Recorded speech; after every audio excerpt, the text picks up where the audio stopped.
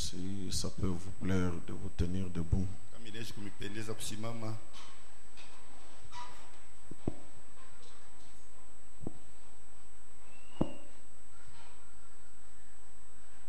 Nous allons lire dans 1er Roi, Tuweze kusoma mu Wafalme wa kwanza chapitre 17, sura ya 17 verset 9. mstari ya 9. Lève-toi, va à Sarepta, qui appartient à Sidon, et demeure là. Voici, j'y ai ordonné à une femme veuve de te nourrir. Dieu notre Père, nous te remercions encore cet après-midi pour la grâce que tu nous fais de revenir dans la maison de l'Éternel. Seigneur, nous voici maintenant dans ta présence, disposés à t'entendre nous parler. Libère, Seigneur, l'esprit de vérité pour qu'il nous enseigne la vérité de Dieu. Traite avec chacun de nous selon son attente, ou notre foi. Soumets tout esprit à toi, au nom du Seigneur Jésus-Christ. Amen. Vous pouvez vous asseoir. Tunaweza kuikala. Je vais juste continuer ce que je suis en train d'enseigner. Mitaendelea tu na ile niko nafundisha. Je suis sur la partie où Moïse a mis sa main droite dans son sein et qu'elle a été retirée couverte de lèpre. Niko mukipande ile Musa aliweka mkono wake ya kumi mkifua na yeye alitosha yenye kufunika na ukoma. On va aborder l'autre partie après. Na tutaanza kipande kingine kisha. Et le bras droit de Moïse était l'ombre du bras droit de Dieu Jésus. Mkono wa kume ya Musa ilikuwa kimvuri ya mkono wa kume Yesu. Et nous sommes arrivés à tirer des leçons. Na tulifikia mkutosha mu masomo mbili. Premièrement, nous avons compris que Dieu a certaines voies pour opérer. Kwanza tulielewa kama Mungu yuko na manjia ingine mule yuko natenda. Et de deux, Dieu pense aux solutions avant qu'il y ait un problème. Na ya pili Mungu yuko nawaza kumajibu mbele ya mambo ipate kuwa yako. Ce sont les deux leçons qu'on a tirées et c'est sur ça que je voudrais encore parler pour fixer certaines choses. Ni somo ile mbili tulitosha ni yule ya ile njoo mitasema jua kuweka bintu bingine pafashi yayo. C'est vrai que il y a des solutions de Dieu à chaque problème. Ni kweli kuko ulikalaka majibu ya Mungu kukila jambo, mais il faut découvrir la voie pour arriver à cette solution-là. lakini inapaswa kwanza kuvumbula njia juu upate namna kufikia kuile majibu ile. C'est pour cela que Frère Branham dit Dieu a certaines voies pour opérer. Njoo kwa maana ndugu Brahma anasema Mungu anikalaka na manjia yingine juu apate kutenda. Manjia yingine, je ne sais pas. Il a certaines voies. Donc, en dehors de ces voies-là, Dieu n'opère pas.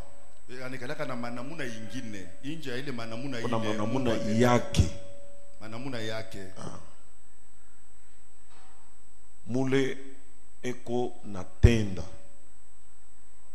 Donc, nous n'obligeons pas Dieu d'agir d'après nos pensées, sisi atulazimishe Mungu apate kutenda kufuatana na namuna yetu, pas d'après nos pensées, hapana kufuatana na mawazo yetu, mais Dieu a ses voies, lakini Mungu yuko na namuna yake, yuko na manjia yake.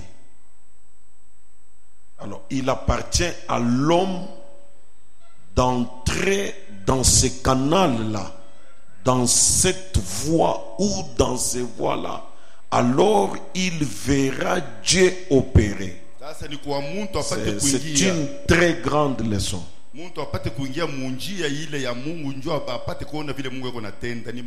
vais commencer par là. Par exemple, dans le message, écoutez-les, du 22 mars 57, Frère Branham dit ceci au paragraphe 17 et 18. Il dit, nous remarquons qu'avant que tout grand événement n'arrive,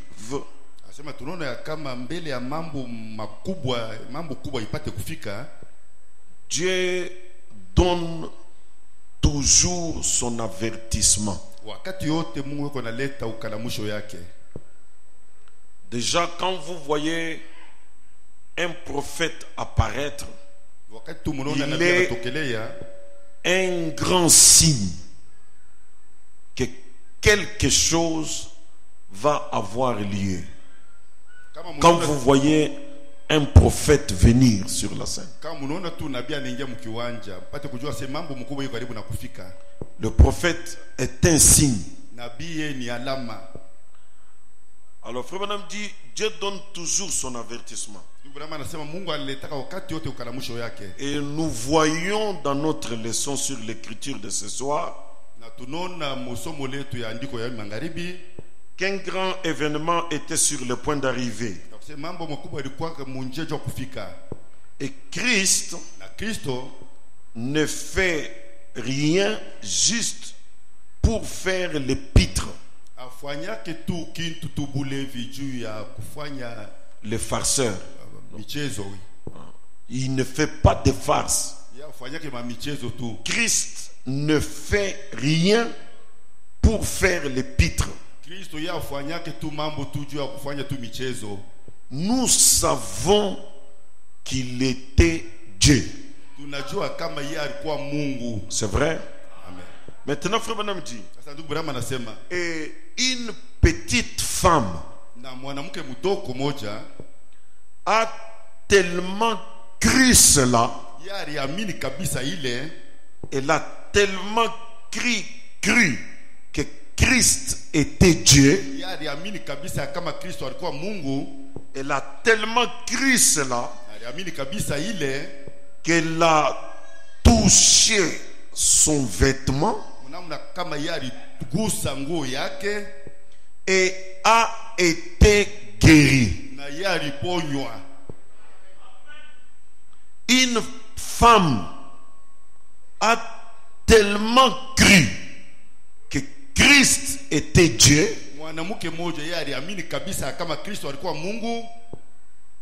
qu'elle a touché son vêtement. Elle avait touché au bord du vêtement de Jésus et elle a été guérie de la maladie, de la perte de sang qu'elle avait. Il était tellement rempli de l'esprit qu'il s'est retourné et a reconnu qui elle était et lui a dit de quoi elle avait été guérie.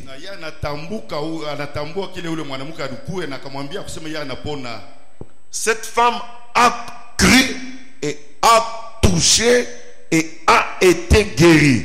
Donc elle est parvenue à faire sortir une vertu de Jésus pour sa guérison. Frère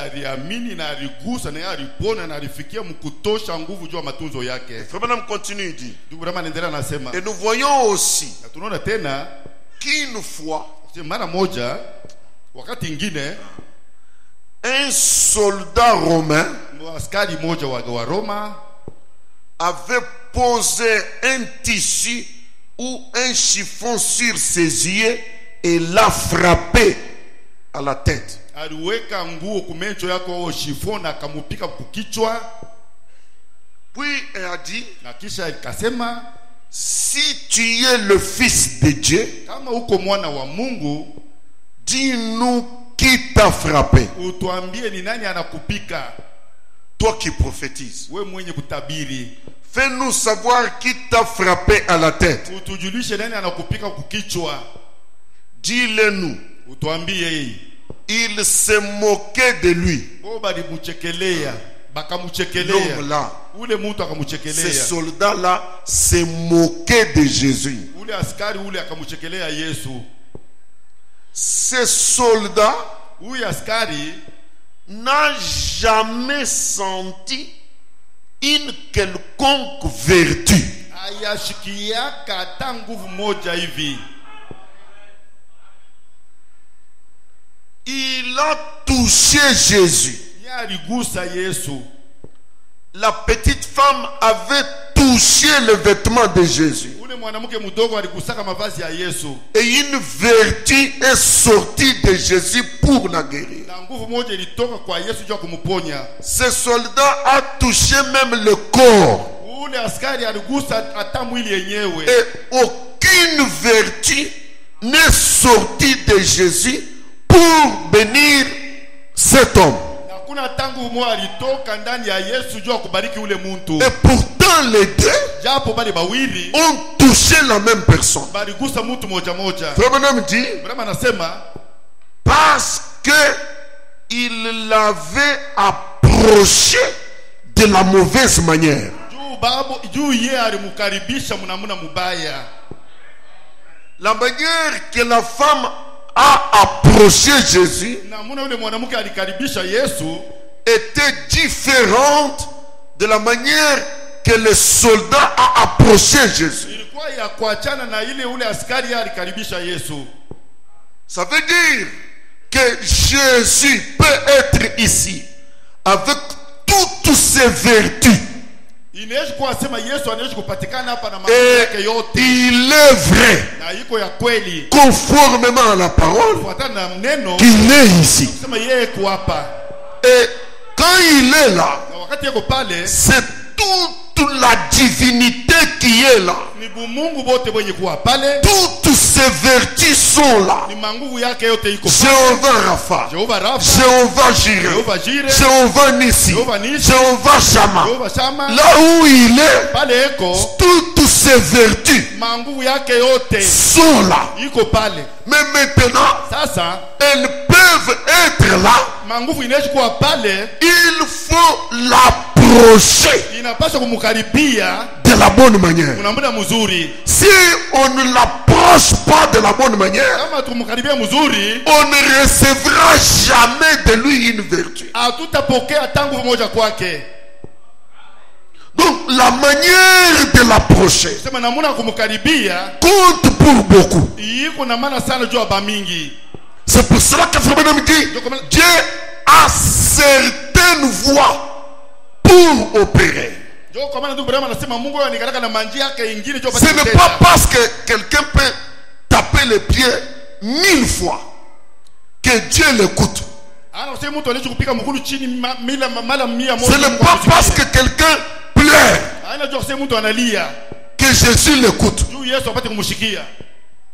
Jésus l'écoute ou écoute quelqu'un selon l'approche, Yesu hapo anashikia mtu la manière, la voie que nous suivons. C'est cela qui amène les vertus qui sont en Jésus-Christ à se libérer. Donc vous comprenez que tel que nous sommes dans cette salle ici, il y a des gens qui peuvent sortir mains vides, ne recevant rien de Jésus, et pouvant même dire Jésus n'était pas là. Et d'autres, ils sortent de ce même endroit, ils disent Jésus était là parce que il l'a expérimenté. Simama na kusema kwa watu wengine wanaoishi kutoka hapa wapate kitu wanasema tukone kitu na wengine wanasema kweli Yesu alikuwa pale juu walimuonja. Dieu a certaines voies pour opérer. Mungu anakaraka na manjia nyingine za kutenda. Lisons dans Jean. Tusome mu Yohano. Jean au chapitre 16. Yohano sura ya 16. Au verset 24. Mstari ya 24. La Bible dit, Biblia inasema, ce sont même les paroles du Seigneur. Ni maneno yenyewe ya Bwana. Jean 16, 24. Yohano 16:24. Dit, jusqu'à présent, vous n'avez rien demandé en mon nom. Ti kufikia hapa sasa amuyaomba kintu hata mjina yangu. Demandez. Mombeni. C'est-à-dire demander à mon nom. Ni kusema muombe mjina yangu. Et vous recevrez. Na mutapokea. Afin que votre joie soit parfaite. Juu furaha yenu ipate kukamilika. Jusqu'ici, asema kufikia na hapa, vous n'avez rien demandé. C'est-à-dire, moi, j'ai de grandes capacités. J'ai beaucoup de choses que je peux vous donner. Vous n'avez encore rien fait. Je ne sens même pas que quelque chose a bougé. Demandez et vous recevrez, afin que votre joie soit parfaite. C'est-à-dire, il est disposé à nous donner lorsque nous lui demandons en son nom, pour que notre joie soit parfaite.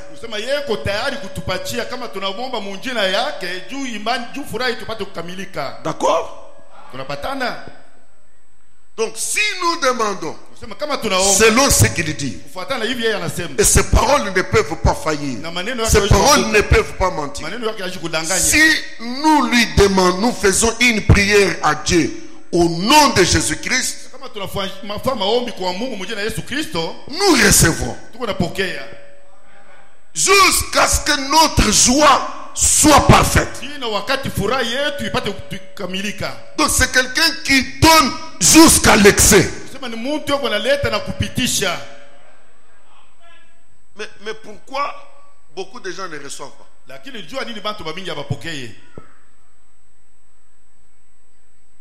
Jésus a menti. Parce que sa parole dit, demandez, vous recevrez.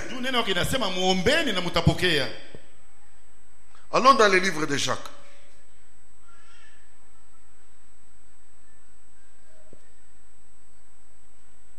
Jacques chapitre 4.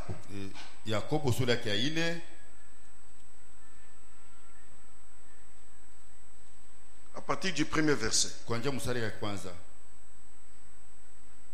D'où viennent les luttes?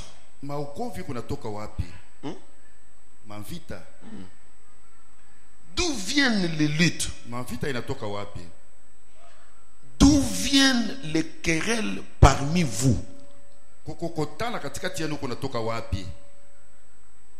N'est-ce pas de vos passions qui combattent dans vos membres?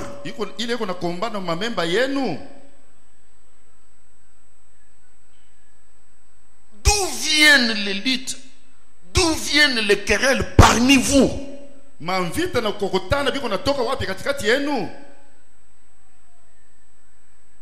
N'est-ce pas de vos passions qui combattent dans vos membres? Vous convoitez et vous ne possédez pas.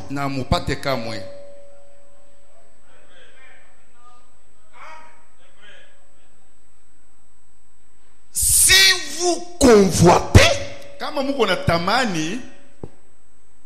vous êtes déjà en dehors de la voie de Dieu. pale muisha kutoka munjia ya Mungu. Demander ne veut pas dire convoiter. Muombeni haina kusema mutamanie. Je vous parle des choses des adultes personnes.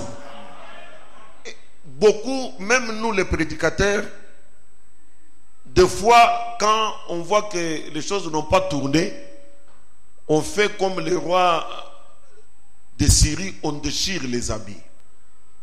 Pourquoi j'ai prié? Pourquoi les gens ont prié? Ils n'ont pas eu ceci.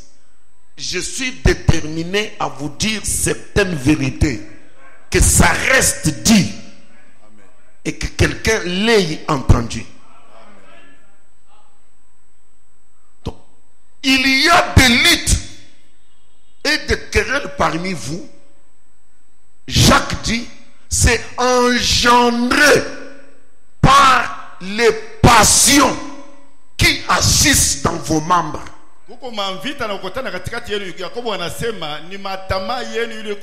Ah, maintenant vous dites les mots. La plupart des gens, ils ne considèrent pas que lui, il est une entité tout à part qui traite avec Dieu d'une certaine manière et qui cherche à contacter Dieu par la voie par laquelle il peut l'atteindre. Ce que la plupart des gens font, c'est regarder tout autour d'eux, regarder aux autres et commencer à demander. Or, en regardant aux autres, selon la parole de Dieu, déjà Dieu dit, ne convoitez pas. Donc maintenant, à la minute que vous convoitez, vous êtes déjà en dehors de la parole de Dieu. Et vous priez en dehors de la voie. Dieu reste là, vous êtes ici. Vous ne recevrez pas.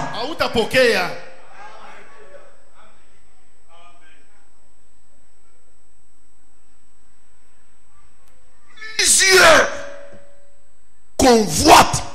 Il dit, vous convoitez et vous ne possédez pas. Que Dieu nous aide ce soir. Même la plupart des gens qui disent qu'ils ont des ministères, revérifiez vos expériences.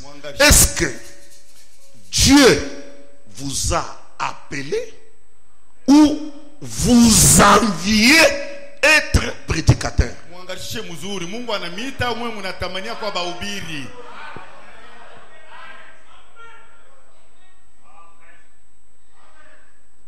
Si Dieu ne vous a jamais appelé et que c'est vous qui avez envié être prédicateur, il n'y aura jamais le succès dans ce que vous faites. Parce que vous n'avez fait que envier. Vous n'avez fait que convoiter.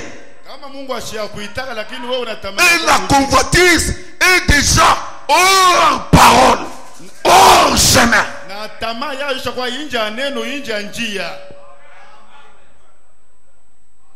Non, moi j'aimerais me rassurer que vous suivez ça. Je dis que je suis déterminé à vous dire des vérités. Parce qu'on est censé être une église mûre. Donc, parce que vous convoitez, vous ne possédez pas. Vous savez, tel que Dieu nous appelle. Regardez les enfants de Jacob. Leur père les a rassemblés. Il a dit, je vais vous dire les choses qui vous arriveront dans les jours à venir. Regardez, il n'a jamais dit la même chose sur deux. Chacun avait ses paroles Chacun avait sa bénédiction qui le concernait. Mais tous fils d'une même personne. C'était la même bouche qui parlait.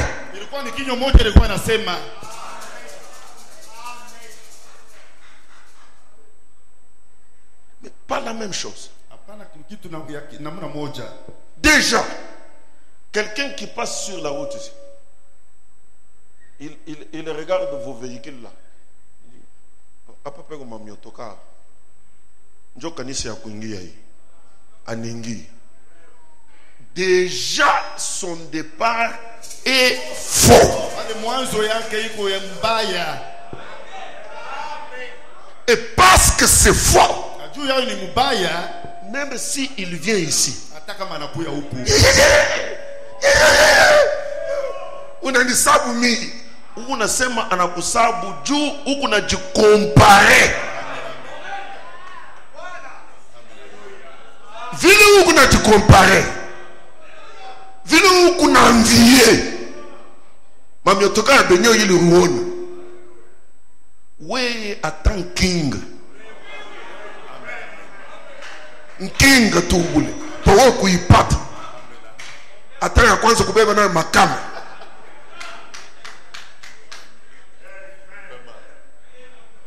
Ne faites rien par convoitise. Ne priez pas par convoitise. Vous ne posséderez pas. Dieu a certaines voies pour opérer.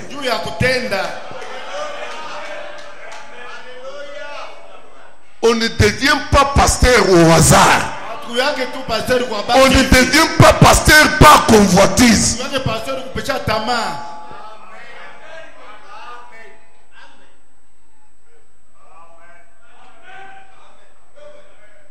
Tout le monde est ma vérité.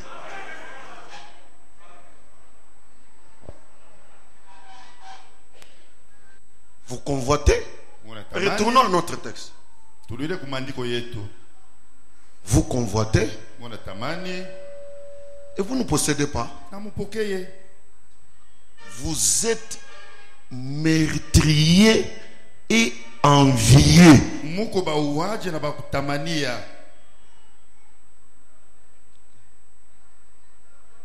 Vous ne pouvez pas obtenir. Quand vous êtes meurtrier et envié, vous ne pouvez pas obtenir. C'est pourquoi frère me dit, vérifiez votre motif quand vous priez. Je demande cette chose, pourquoi? Si le motif n'est pas correct, ne demandez pas. Alléluia. C'est maintenant que moi j'ai la force pour prêcher.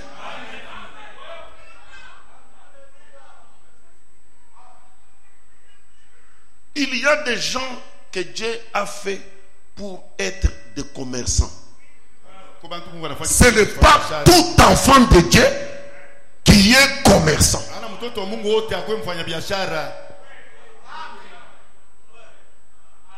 Il y a des gens, Dieu les a conçus pour être des travailleurs.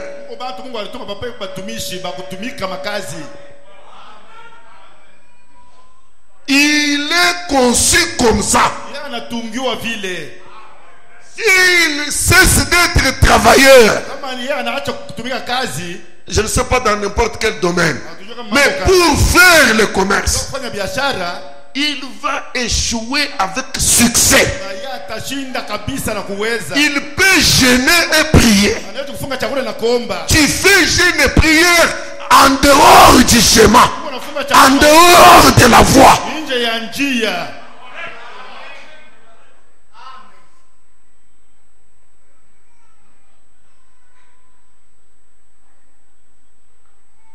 Qu'à ce niveau ici, tous ceux qui font des coups bas, sache que ce sont des mérétriers.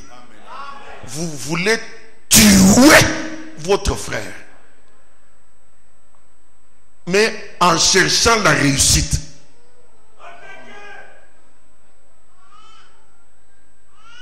Tu veux déstabiliser ta soeur.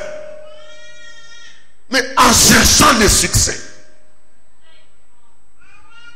Tu ne posséderas pas. La Bible nous dit qu'un frère ne cherche pas intérêt sur son frère.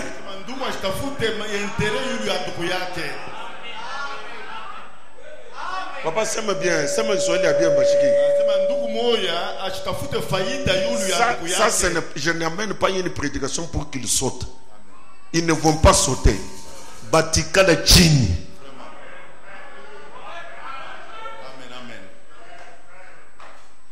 Dieu a certaines voies pour opérer. En dehors de ces voies-là, zéro.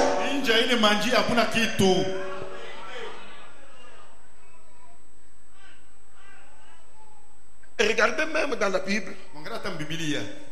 On dit ne prête pas ton frère avec intérêt. Parce qu'il s'agit de ton frère.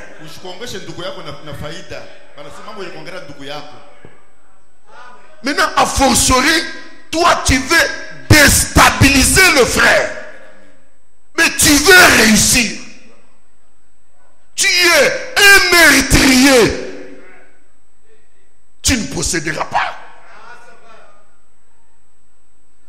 Attends, on a secoué kichwa. Ni ma émotion.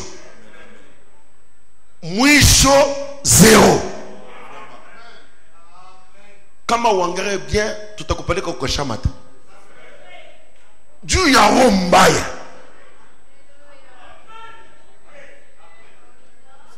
Kashamata. Vérifiez vos sentiments. Avant de vous mettre à demander à Dieu quelque chose. Vous êtes meurtrier et envié, vous ne pouvez pas obtenir. Vous avez des querelles et des luttes. Vous ne possédez pas. Parce que vous ne demandez pas. Vous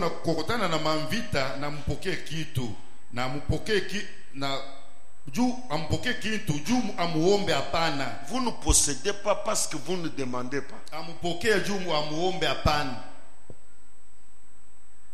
Vous êtes dans autre chose que demander. Ce que Jésus a dit demander là, c'est une intelligence divine. Vous êtes dans l'élite et les querelles. Vous ne demandez pas. Écoutez. Vous demandez. C'est-à-dire, vous priez. Et vous ne recevez pas. Parce que vous demandez mal. Dans le but de satisfaire vos passions.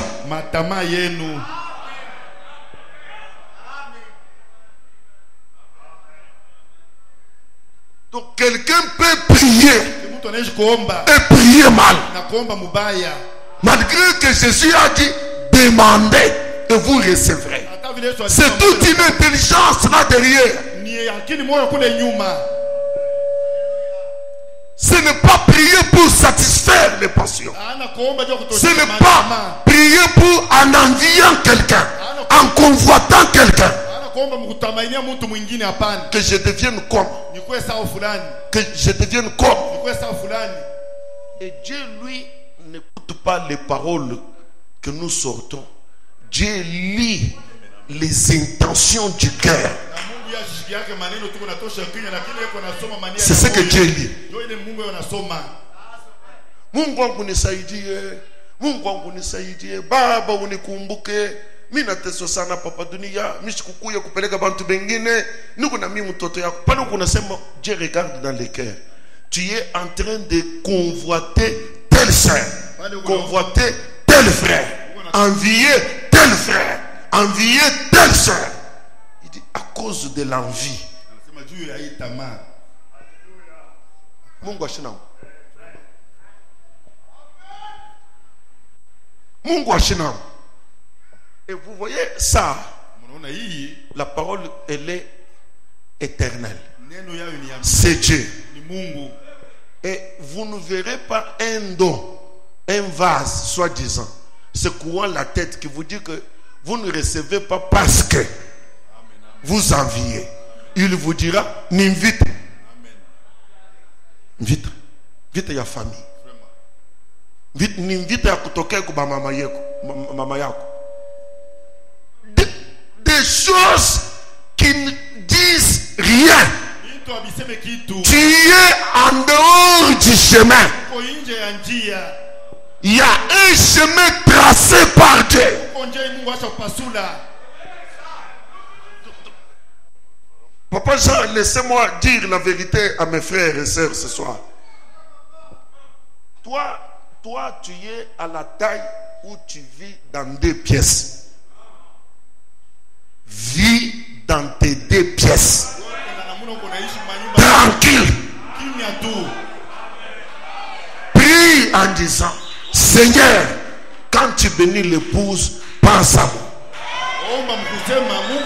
Avec des sentiments pires. En ce moment-là, ce que Dieu fera, c'est incalculable. Mais quand au départ, ta pensée, où qu'on a convoité nyumba ya muntu fulani, sache qu'à la minute que tu te mets dans ton cœur la pensée de la convoitise ou de l'envie, kunaishi. Hakuna Mungu pale. Unabakia kunafanya kazi ya kimuntu. Ni kimuntu tu. Point. Et conséquence, échec. Et vous priez et vous ne recevez pas. Vous priez, vous ne recevez pas. Vous priez, vous ne recevez pas. Les gens peuvent entrer dans le mariage ici le même jour. Même 3 couples. Chacun a son chemin. La prière est la même. L'onction est la même. Mais chacun a une voie tracée. Tu vivras selon la voie de Dieu pour toi.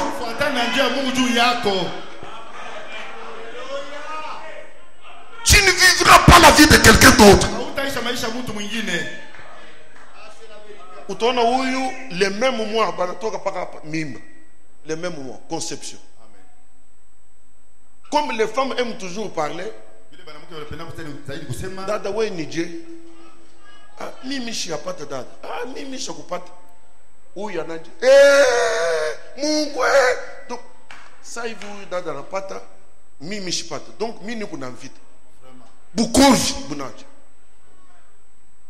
Mais qui t'a dit que toi, tu dois avoir... Parce que même les naissances ici, c'est prédestiné par Dieu. Nous ne naissons pas au hasard. Ton enfant à toi, Dieu l'a prédestiné à naître sous une certaine étoile. Comme dit bien qu'on n'a pas de mimba, il est chikou ya kwanja. Tu as compté 9 mois. Ou kuna anguka mu étoile aina ya mtoto. Habite kwa sawa.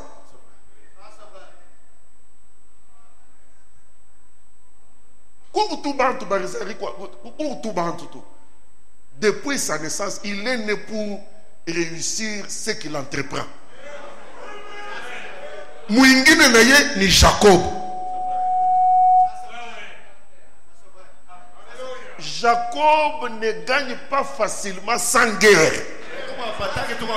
mpaka anakomba na nguvu sana sana sana, ndio anapata. C'est Jacob, il est fils de Dieu. Mwingine na yeye pa kupokea biko tu facile, biko tu dia teke kama na wake tu mkulu pa kintu. L'enfant d'un même Dieu.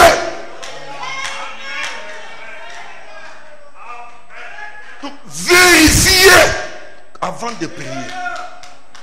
Quel est le motif qui m'anime? Quel sentiment j'ai? Parce que Dieu n'opère que selon certaines voies.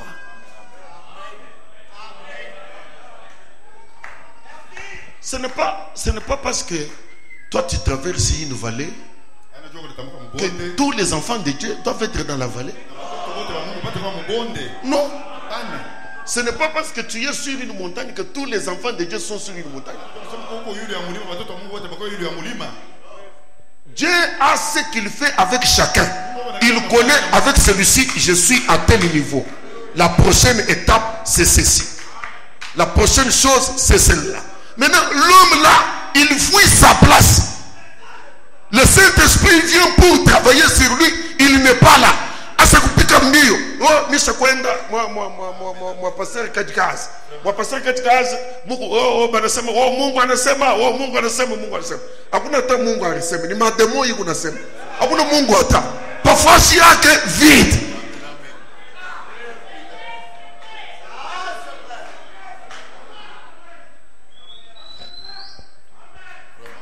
Vous voyez, il y a des prédicateurs qui se trompent.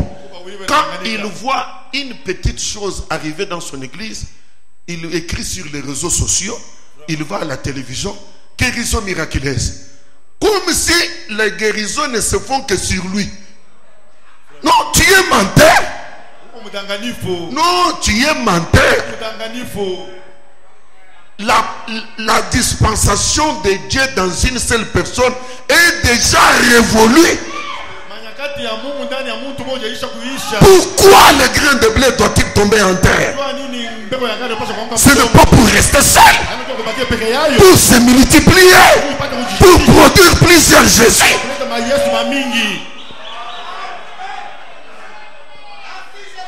Il ne croit pas, non. Les niveaux que nous avons dans cette église ici. Quelle église? C'est quelle église?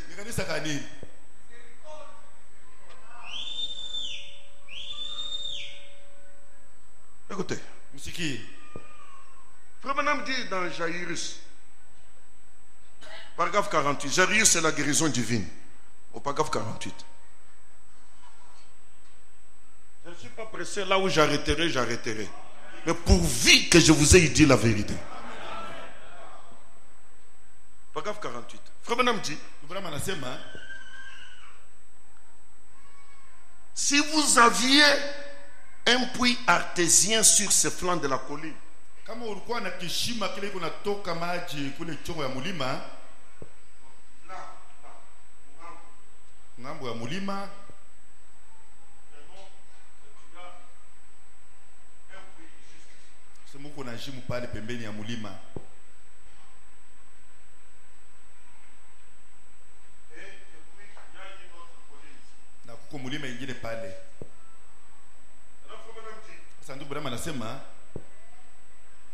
si vous aviez un puits artésien sur ce flanc de la colline,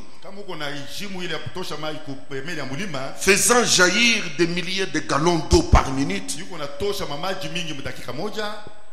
et que sur cet autre flanc d'une autre colline, vous aviez des produits des champs qui se consument,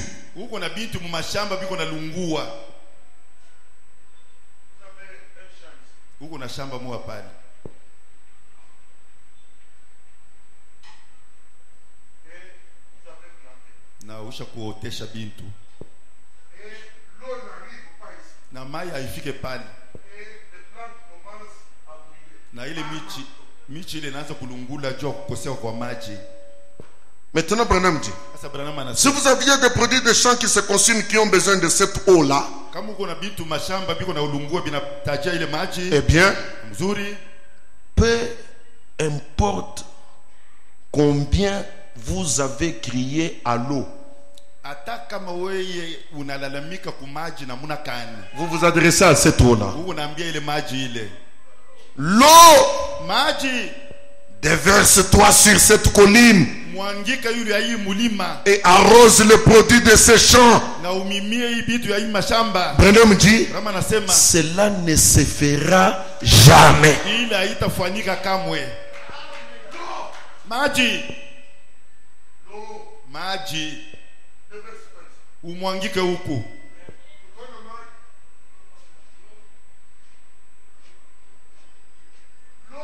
Maji kuya huku.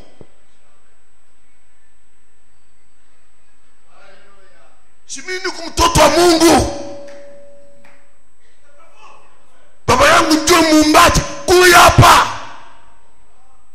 Branham dit, l'eau ne viendra jamais. Branham anasema maji haitafika kule kwa mashamba kamwe. Mais Lakini si vous travaillez kama unatumika selon la gravitation kufuatana na namna ya kutelemusha maji et que vous canalisez cette eau na unaongoza ile maji sur la colline, kumulima, elle arrosera les produits du champ. na itamimia sasa vitu vya mashamba. Il vous faut travailler selon la loi de la gravitation. Inapaswa wewe tumie kufuatana na sheria ya kutelemusha maji. Zaidi Quand tu vois que l'eau va comme ça kama unasema maji kunapanda vile et que ça tombe là, na inaanguka kule, c'est ici ni pale que tu dois mettre les champs. ndio inapaswa kuweka mashamba. Tu refuses. Unakatala. La loi de la gravitation est naturelle. C'est Dieu qui a mis ça. Ni Mungu ndio aliweka ile sheria. Non, mimi niko na imani. Je vous dis des choses que vous me dites. Nimwambia vitu mnanyambiaka. Niko na imani. Pasteur, sasa Mungu tuko naomba ni wani?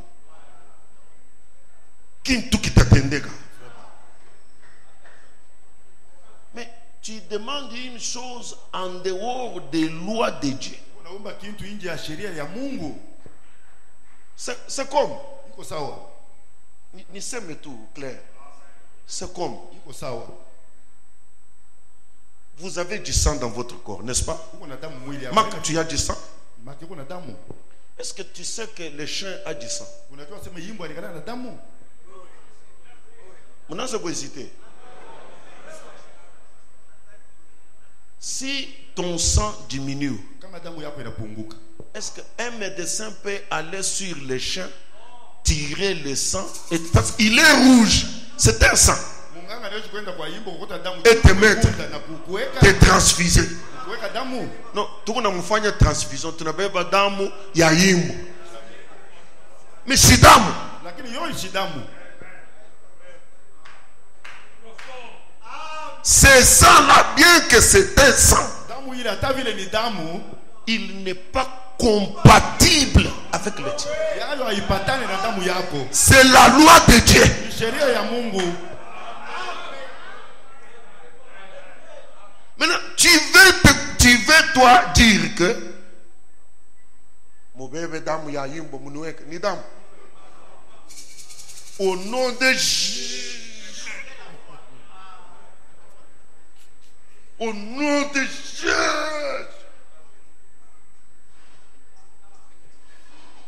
On prend le sang du chien, on te met. Banabeba damu ya yimbo banakuweka. Les insectes qui sortent sur le chien là. Biludu bile binaweka pa yule ya yimbo pia. Binanja kukutoka. Kama ni mapisi. Wewe. À l'hôpital. Mu hopitalo. Mais on a mis du sang. Balikuweka damu. Mais on a mis du sang incompatible. Incompatible par rapport à quoi? À la loi de Dieu. Anaweka damu ya sio kupatana kufuatana na sheria ya Mungu.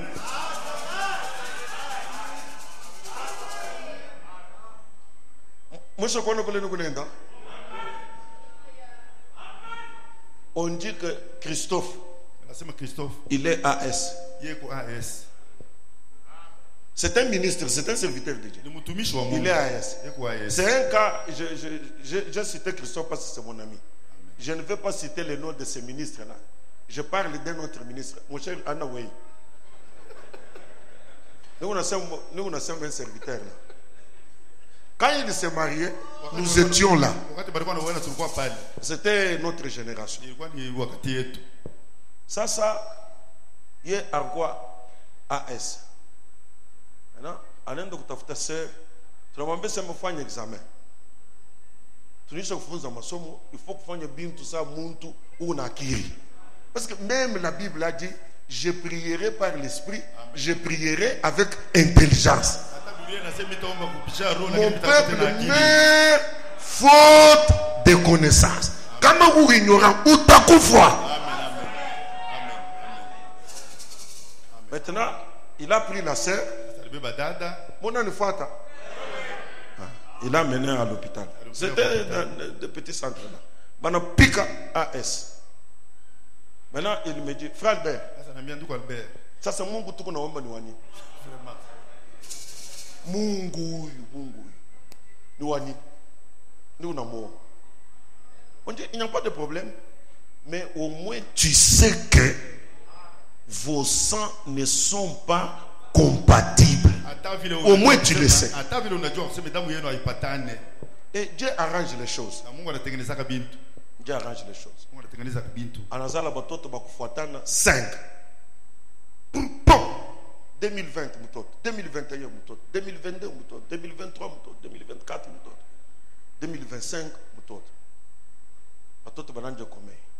Sasa crise inakuwa kuingia mumugini. Crise yetu ya njala hii, saa hii periodi. Njala tu. Sasa ba SS abasupportake njala. Les premiers nés, pas. Shibale tu ne sais oh baba Mungu vraiment.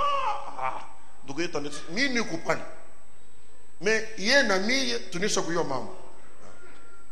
Tu n'avais pas mtoto, tu n'es cimetière. Seigneur Jésus, tu nous avais donné que ton nom soit glorifié. Bon. On quitte le cimetière, on rentre à la maison. Tu n'as fait qu'à Kunyumba, on en a bantu. Il y a déjà même jusqu'aujourd'hui. Ben Afrika Kunyumba, oh tu n'as kumacho. Vous êtes des petits païens. Je vous regarde comment vous faites les choses. Vous n'êtes jamais chrétien. Vous vous lavez pourquoi? N'allez pas au cimetière.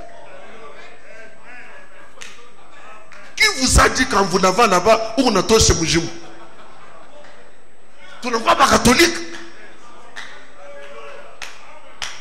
Mon cher, pas qu'il est ça tout, tu veux qu'on a un soul. Pour toi, piri, à la couf. J'entends mon ami là qui dit, Injo de moi. Madame, on a kumbuka ndoto tulipataka.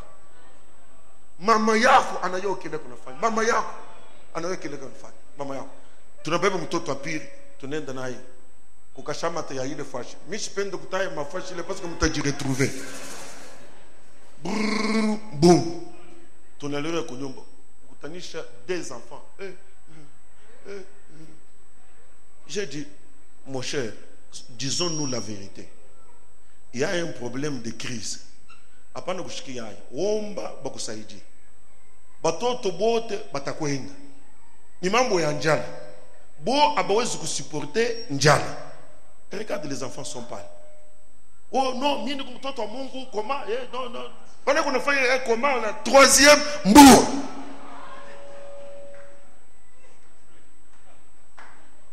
Chacun nous parle bla.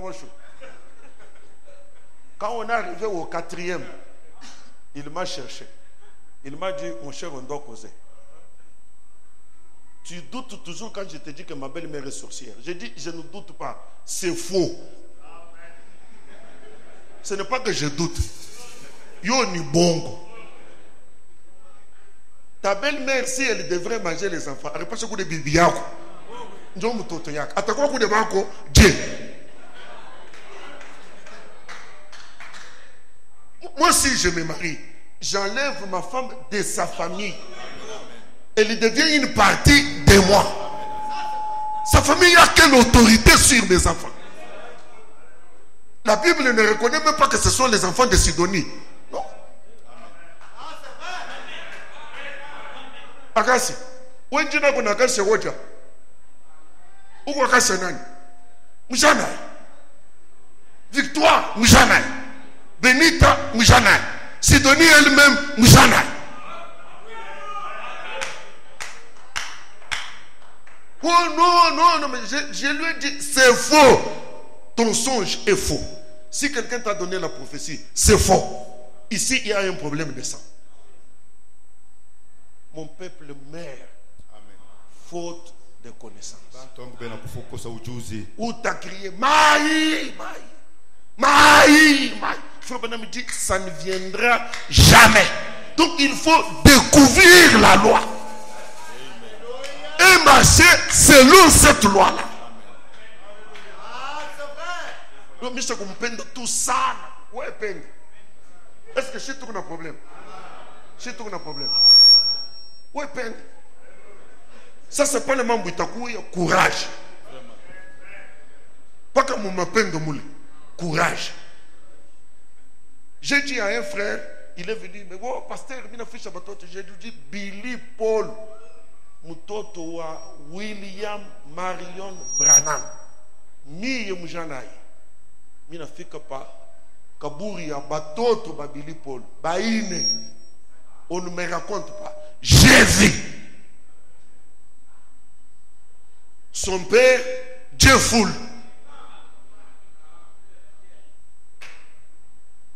Comment frère Branham a enterré Sharon? Mutoto yak. Mungu arendaka wapi? Et pourtant il lui dit, je l'ai voilé toutes ces années.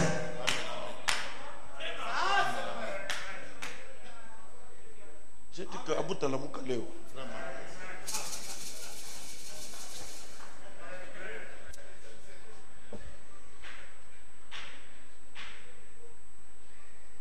Je voulais que l'église dise avec moi. Je voulais que l'église dise avec moi ceci. Dieu a certaines voies pour opérer. Dieu a certaines voies pour opérer. Pas toutes les voies. Au tout chemin mène à Rome. Mais pour Dieu, il a certaines voies pour opérer.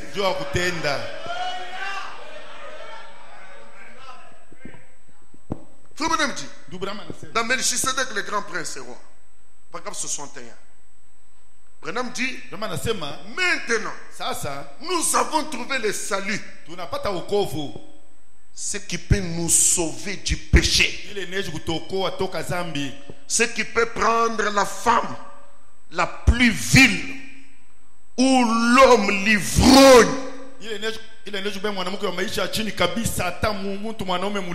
la prostituée, et faire de lui un enfant de Dieu. Nous avons trouvé cela. Eh bien, cette même foi, cette même puissance qui peut relever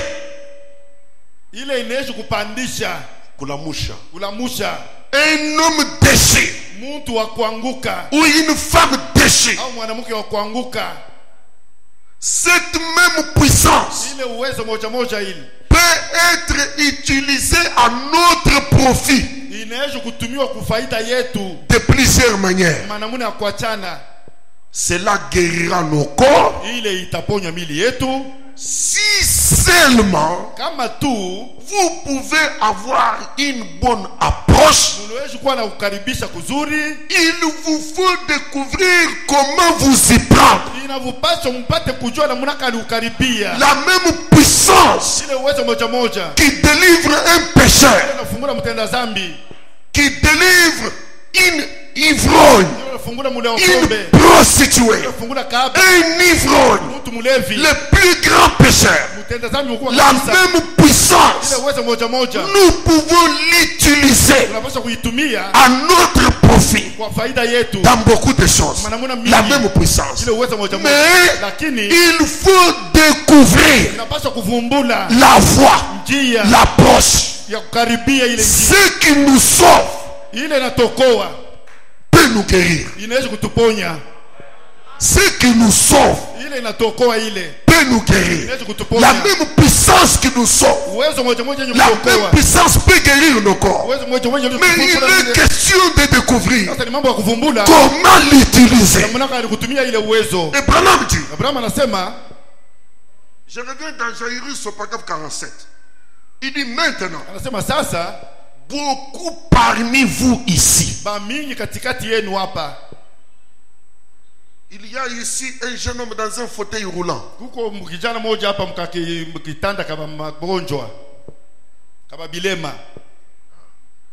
Des cas de brancard. Un petit enfant hydrocéphale.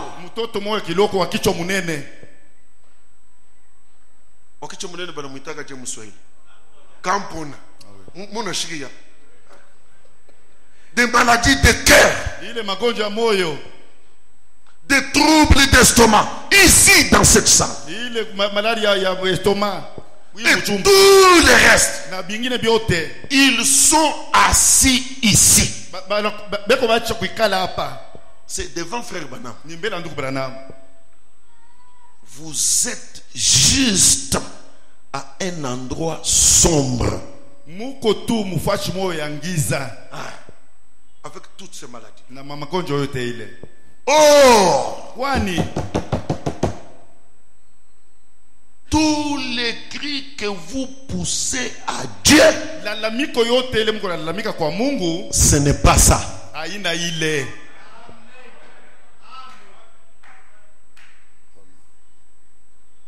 Vous, les paralytiques qui êtes ici, vous qui êtes sur les brancards, vous qui êtes paralysés, vous qui avez telle maladie et telle maladie, trouble de cœur, des estomacs, Branham dit, tous les cris que vous poussez à Dieu, ce n'est pas ça.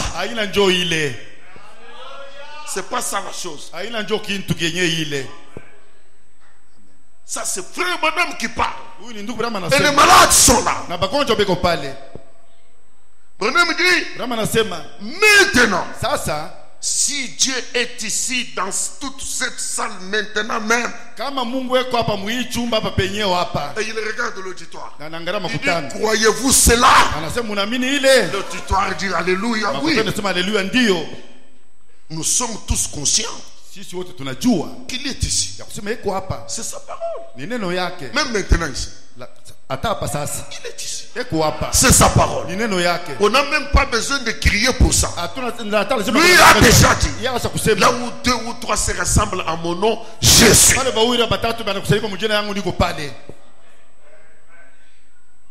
Branham dit, vous êtes conscient que Dieu est ici. Eh bien, tout ce que nous pouvons faire, c'est travailler selon la loi de Dieu pour notre guérison. Même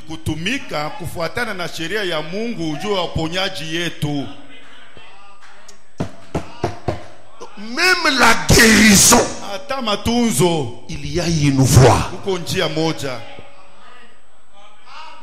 Tout ce que nous pouvons faire, c'est travailler selon la loi de Dieu pour la guérison. Tous les cris que vous poussez à Dieu, ce n'est pas ça. C'est pas ça. Papa, où est-ce qu'il y a? Tout calme. Branham dit, écoutez, quelle est la loi de Dieu? Son amour.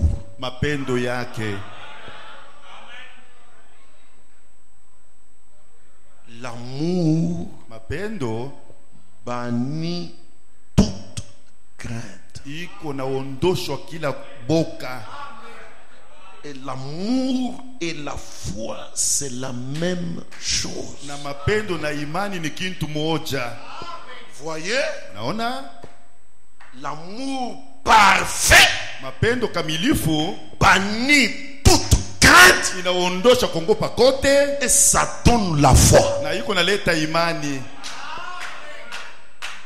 Combien disent amen à cela? C'est vraiment même qui dit. Ndugu Brahma ndio anasema. Nous voulons découvrir la loi de la guérison. Tunapenda kuvumbula sheria ya uponyaji. Et cette loi-là, c'est l'amour. Na ile sheria ile ni mapendo. Et vous connaissez ce que c'est que l'amour agapao. Na mnajua maana ya mapendo akapao. C'est ça Dieu. Ndio Mungu mwenyewe ule.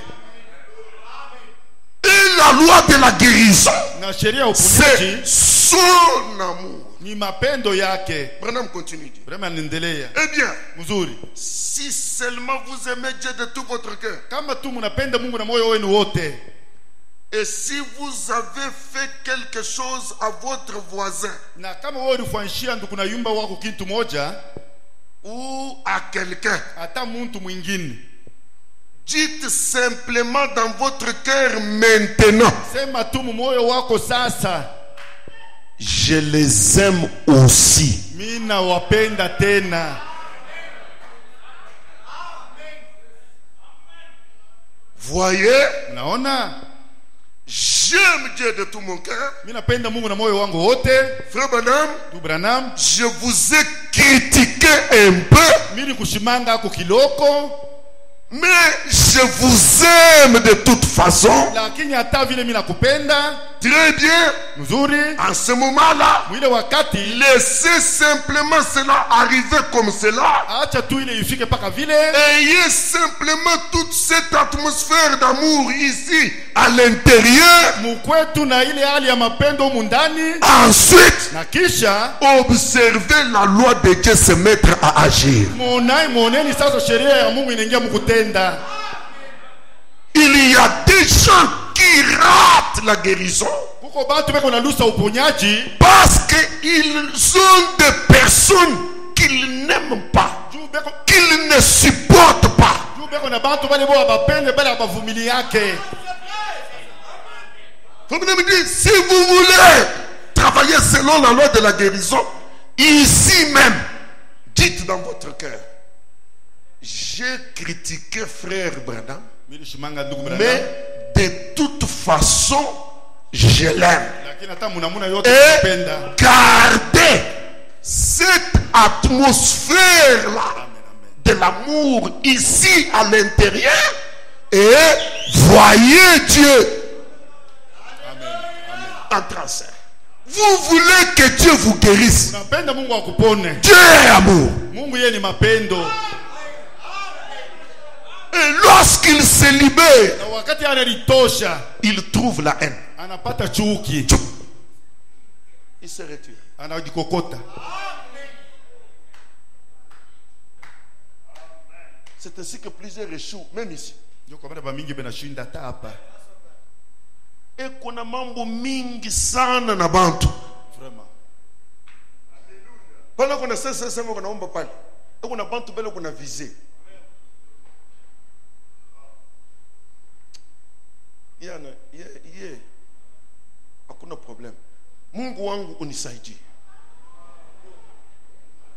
Hii malari unitunze. Unafanya kazi moya ya bule. Parce que Dieu en lui, il est amour. Amen. Et l'amour de Dieu, c'est un amour.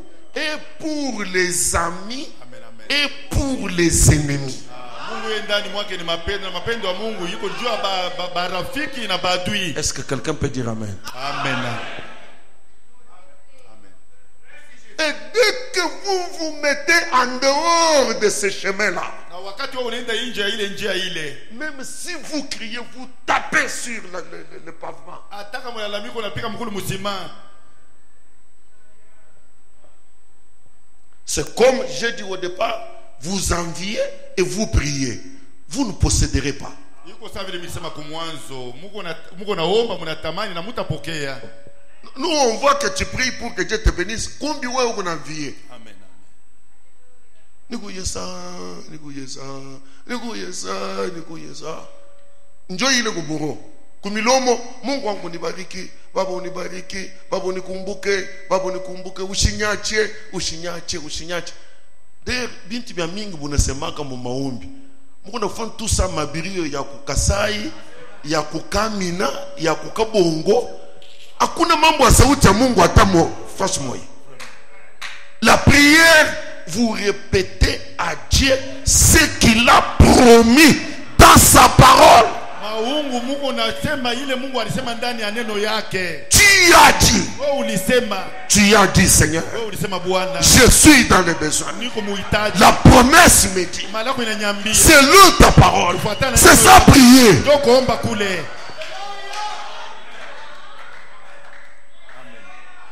Ushinyache baba. Vile unasikia kama ni kuma last voix ya Pentecost. Bako nasema ushinyache baba utukumbuke, baba na wewe na wewe. Baba utukumbuke, baba natukumbuke. Et les femmes ne tardent pas à pleurer. Pleurer ni ka hygiène, ku maternité, Mungu na ri. Ku morgue, Mungu na ri. Fwasi yote ni paka kuri. Bana kwanga muntu kumotoka kuri. Ndio ka hygiène. Ili unaweza sema Mungu atakushikia juu unalia. Amen.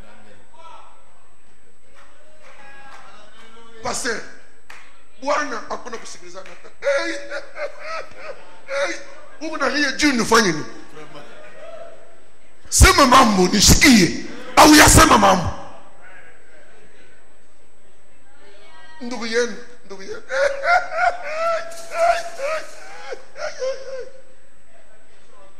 Uyo sema pale mnafanya vya vile mimi na kuangalia msema saa nyingine uko na buloji.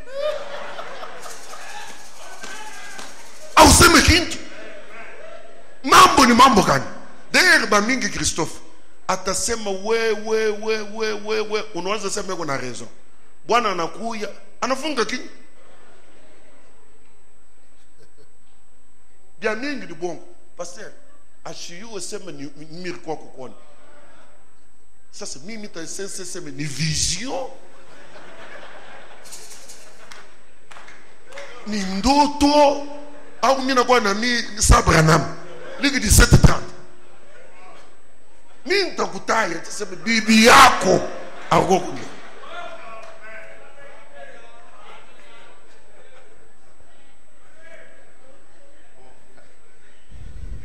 Donc on doit prier selon les voies de Dieu. Si vous l'avez saisi, dites Amen. Amen. Vous vous mettez en dehors de la voie de Dieu, vous ne posséderez rien. Vous comprenez que quand un chrétien veut être guéri, il crée une atmosphère d'amour autour de lui. Déjà panakuweka bintu bibaya muro. Uko nachukia baloji, unachukia hapa. Mena uko napenda Mungu akutunze. Uko wapi? Tu es déjà hors Dieu. Vous me dites, mais si tu m'as critiqué, dites, j'ai critiqué frère Branham un peu, mais je l'aime de toute façon. Et Branham dit, vous le dites de tout cœur. Et vous gardez cette atmosphère-là d'amour. Alors, voyez Dieu entrer en scène. Vous verrez. Surtout kama mtu anisha kulota kibibi yake arimweka mkulu kukichwa au arikuwa na mfunga nkamba. Baba, choma. Pale kuna sema choma pale. Ni bibi. Baba, choma. Moto ya kumbingu shuka. Moto ifanye kazi. Ifanye kazi. Déjà huku na chuki. Ce n'est plus Dieu. Mungu. Que je vous le dise dans quelle langue. Dieu est amour. Mungu yeye ni mapendo. Travaillons selon la loi de Dieu. Tutumikeni kufuatana na sheria ya Mungu. Bon, je vous ai beaucoup cogné. Nilimepika kabisa. Ah, je savais. Nilijua. Mirio. Baminga pour 0. Après première partie de la prédication, cotation, il n'y a pas 1 sur 10. 2 sur 10.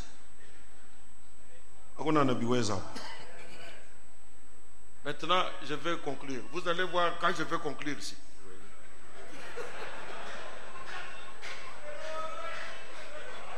Mais peut-être que je vous réserve encore une bombe. On a un tchèque. Vraiment.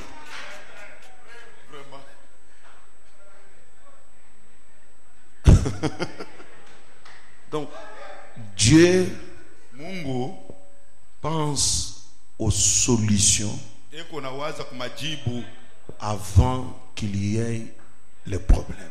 mbele ya mambo ipate kuwako. Est-ce que nous pouvons le dire? Dieu pense aux solutions avant qu'il y ait problème. Je vais prendre Dieu Tabeba Mungu préparant notre venue sur la terre. Mwenye kutayarisha kuja kwetu hapa pa dunia. Et le sujet de ma prédication, na kichina ya mahubiri yangu, Dieu Mungu est un Père merveilleux. Ni baba wa maajabu. Nous avons un Père merveilleux. Tuko na baba wa maajabu. Toute naissance, notre naissance sur la terre ici, nous naissons envoyés de Dieu. Nous ne naissons pas au hasard. Mais nous naissons envoyés. Amen. Envoyés de Dieu. C'est Dieu qui nous envoie sur la terre. Et il a un but pour chacun de nous. Il nous envoie dans un certain but. Donc vous comprenez que l'homme qu'on envoie par Dieu, ce n'est pas ce corps. Maintenant, frère Branham dit, dans les choses qui doivent arriver, au paragraphe 49, le prophète dit, maintenant, remarquez, beaucoup, Dieu, il a dit, dans la maison de mon père, il y a plusieurs demeures. Beaucoup de demeures. Beaucoup de sortes de demeures. Branham dit, comme il y a beaucoup de sortes de collines, beaucoup de sortes de rivières, de sources, de lacs, ils étaient déjà là quand vous êtes arrivés. Dieu les a placés là avant votre arrivée. Quand vous arrivez, ces différentes sortes de collines sont déjà là. Ces différentes sortes de sources ou de lacs sont déjà là. Ces différentes sortes de rivières sont déjà là. Branham dit, ils étaient déjà là. Parce que quand ils étaient déjà là quand vous êtes arrivés, parce que la bonté de votre Père céleste les a placés là. C'est que il y a des hommes qui aiment la montagne. Il y a des gens qui aiment l'eau. Il y en a qui aiment les déserts. Dieu connaissait votre nature alikuwa acha kujua asili yenu. Ce que vous alliez être, Kile mwe mlipaswa kuwa. il connaissait cela. Alikuwa acha kujua ile. Par conséquent, Kwa hivi il a fait les choses de façon à ce que vous puissiez les apprécier. alifanya bintu mnamna ya kusema mpate kufurahiwa nabyo. Oh, Kwani je trouve mimi naona qu'il est un merveilleux Père. ya kusema yeye ni baba wa majabu. Pour avoir fait les choses ainsi. Jua kufanya bintu hivi. Je suis heureux qu'il ait fait les montagnes. Niko heri kwa hivi alifanya milima. Moi, Branham, Mi Branham, j'aime mimi napenda les montagnes. milima. J'aime ça. Mimi napenda ile. Alors qu'il y en a d'autres qui disent, Ya kusema uko bengine wanasema, oh, je ne supporte pas tout ceci. mimi sivumilie hii yote. Il y a des gens qui ne supportent pas les montagnes. Kwa bantu wavumilie milima. Là, Pale c'est là qu'il doit avoir vidé sa bétonnière. ndio pale alipaswa kuacha kumwanga. Pale Mungu alimwanga bétonnière ya béton. Mungu aliweka beto yake. Anamfanya mulima. Maintenant, Sasa celui qui n'aime pas ule ashipende mulima. les collines, Mulima il dit, moi je n'aime pas tout ceci. anasema mimi shipende hivi vyote. Je n'aime pas tout ceci, les collines Mimi ici. shipende hii milima hivi. Mais quand Branham arrive, Sasa wakati Ibrahim anafika, j'aime ça. mimi napenda hii. Toi, tu n'étais pas fait pour les collines. Wao kufanyiwa juu ya milima. Et ce que tu désires, ce que tu as comme nature là, Na ile wewe unapenda ndio maana sasa asili. le Père merveilleux Baba wa majabu en a prévu ailleurs. acha kuitayarisha kwa nyingine. Là où il a vidé la bétonnière, ce n'est pas ta place. Pale yeye aliweka beto nafasi yako. Ne regrette pas. Hapana kusikitika. N'envie pas ton frère. Hapana kutamania ndugu yako. Il a un autre endroit Kwa nafasi nyingine qui ressemble à ta ile nature. inafanana na asili yako. Il dit, Anasema là où il a vidé sa bétonnière, il l'a vidé pour que moi je puisse en profiter. pale alimwanga beto yake yote alifanya vile juu mimi nipate faida ya ile. Frère Branham, ce n'était que des montagnes. Ndugu Branham ilikuwa ni paka milima. Sunset Mountain. Sunset Mountain. Beaucoup de montagnes. C'est tout ce qu'il aime. C'est une nature. Yeye ni asili ndio ile Et le anapenda. Père, sachant qu'il aura des enfants qui aimeraient des montagnes, c'est pour cela qu'il a mis des collines par-ci par-là, des montagnes par-ci par-là. C'est pour la nature de ses enfants. Na baba mwenye kujua sema kutoka batoto wale batapenda milima ndio pale yoka hapa na pale ndio kusema itoka ni asili ya wale batoto. Vous vous direz donc, Mwe mtasema hivi. moi, Mie j'aime bien les plaines. mimi napenda tu biwanza. Où on a une vie très étendue. Mule tu unaweza kuona mbali kabisa. C'est une nature. Ni asili. Quelqu'un qui veut, lui, là où il y a une vie large. Mtu yule anapenda pale kunaona mbali mkiwanza. Large. Anaona kiwanza kinenda. C'est une nature. Ni asili. Le Père a fait des plaines pour ce type d'enfants. Baba alifanya kiwanja juu ya batoto ba ile namuna. Je ne cherche pas à faire du mal à quelqu'un. Comprenez que Dieu nous a fait différents. Muelewe ya kama Et Mungu alitufanya en baba tant chana. que bon Père, il a prévu de l'espace selon la nature de chacun de ses enfants. Sababu baba mwema yatatangulia kutayarisha fashi juu ya hitaji ya kila mmoja wa baba yake. J'ai déjà vu des gens, Kisha kuona watu quand il vient chez moi, wakati banakuwa kwangu, directement il dit, mara moja anasema, Frère Albert, ndugu une grande maison comme ça, nyumba mwenene hivi, tu peux couper ici, unaweza kukata hapa, toi tu restes ici, wewe unabakia huku, tu fais encore là, Unafanya locataire, pale, tu unaweka fais là-bas, locataire. locataire, Locataire. tu fais là-bas, locataire. locataire. Moi je le regarde, Mimi namwangalia. je dis, c'est ce qu'il est. Mimi nasema njoo kile yeko. Mais il ne me demande pas ce que moi je suis. Sasa shinilombe mimi kile mimi niko. Il y a des gens qui ont la nature de vivre à l'étroit. Huko bantu bele. C'est une nature. Ya kuishi ukafashi kaloko ni asili. Anapenda kakitande sa clavier hii. Bakupita excuse. C'est une nature. Il y a une nature non, fanya 2 mètres sur 3. Bon, coupant de tena 1 mètre sur 2.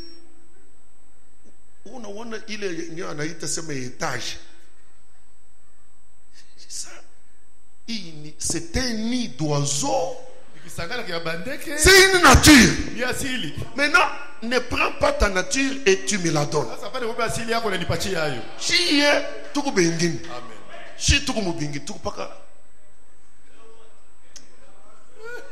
Bon, est-ce qu'il y a un moyen de faire des kabudimbo tout tamboka na moule? Comme ça, parce que maintenant je connais l'église, il y a quoi kiloko. Donc il ne faut pas les fouquer. Dernièrement, j'ai voulu un peu pétiner quelqu'un parce qu'il me taquinait. Et il parle, vous voyez quand je vois votre maison ici, où on entretient, tout ça, il raconte les histoires, je les regarde, je lui dis, tu connais le budget d'un président de la République? Il m'a dit, j'ai tout compris. Il y a des gens qui sont faits, qui ont la nature des rois. Il y en a d'autres qui ont la nature de Batumbu. Sois ce que tu es, accepte ce que je suis. Ou si tu compares Nami, ou ta femme Wombi Yaboul. Même ceux qui construisaient chez moi, Moulard, s'il est là, il me disait, passer à Outabiweza. Qui n'est ne sana, qui n'est ne sana. Tu fais une belle partie, tu fais 3 chambres, tu y es, njo unengia, bingine tutangira pole. Mine sema uko ingredil.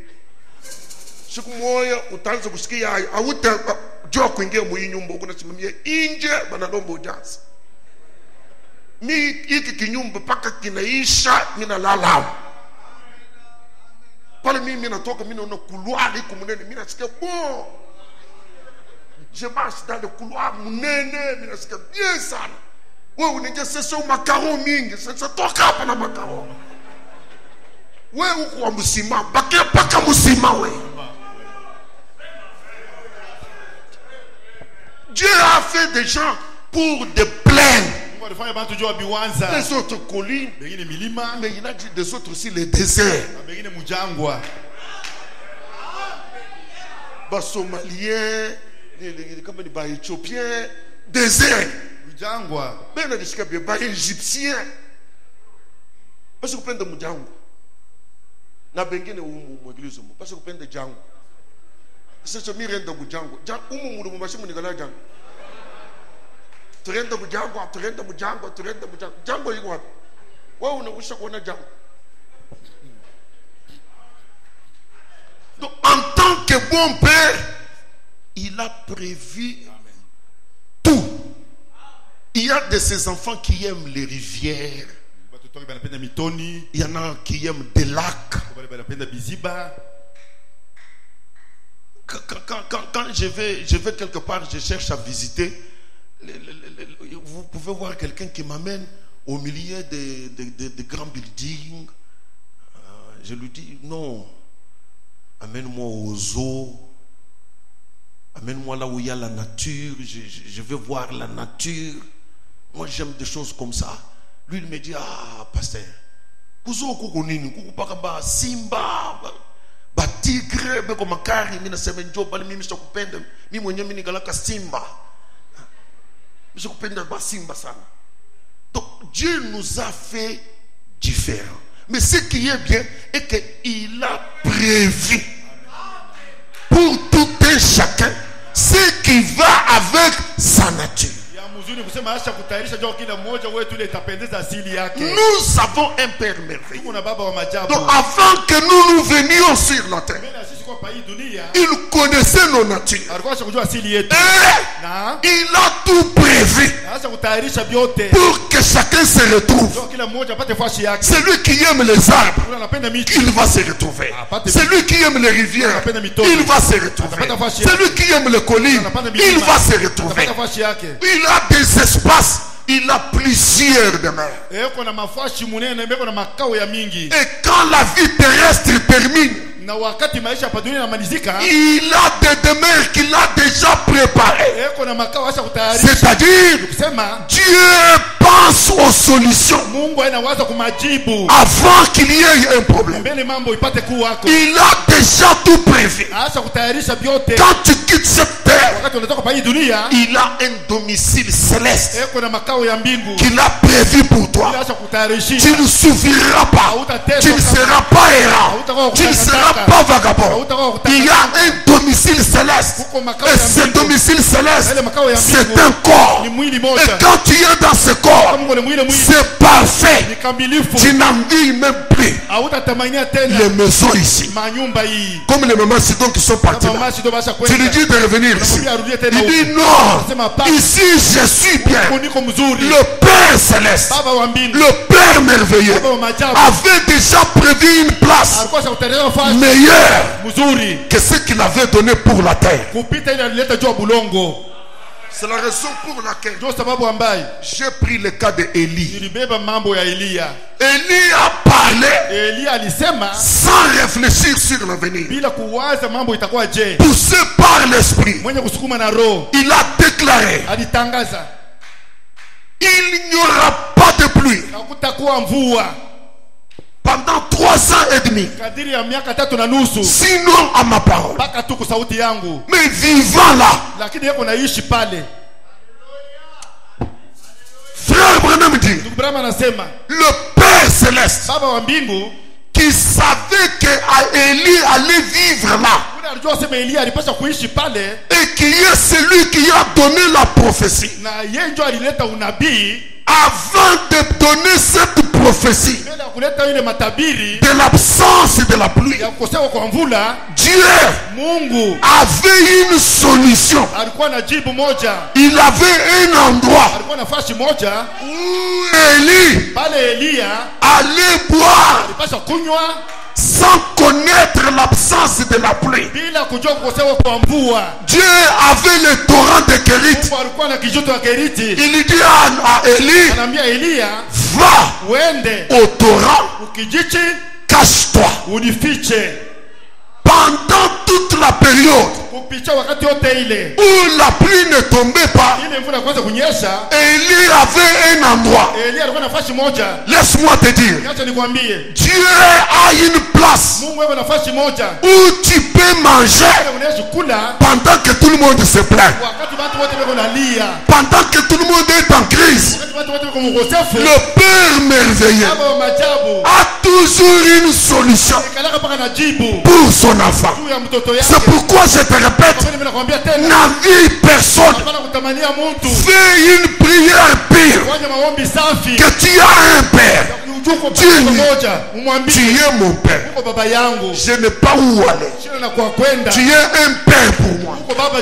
Il n'y a pas de pluie, mais toi tu es un Père pour moi. Ne te compare pas à quelqu'un. Dieu est ton propre Père. Et il est un Père merveilleux. Le frère Branham dit, quand c'est lui qui a montré à Élie le torrent, il dit: va là-bas, cache-toi là. Élie n'a fait qu'obéir. Il est allé au torrent, il s'est caché. On ne voyait plus Élie. Maintenant c'était Dieu qui a fait la prise en charge. Les choses auxquelles Élie n'avait pas pensé, c'est le Père qui pensait à sa place.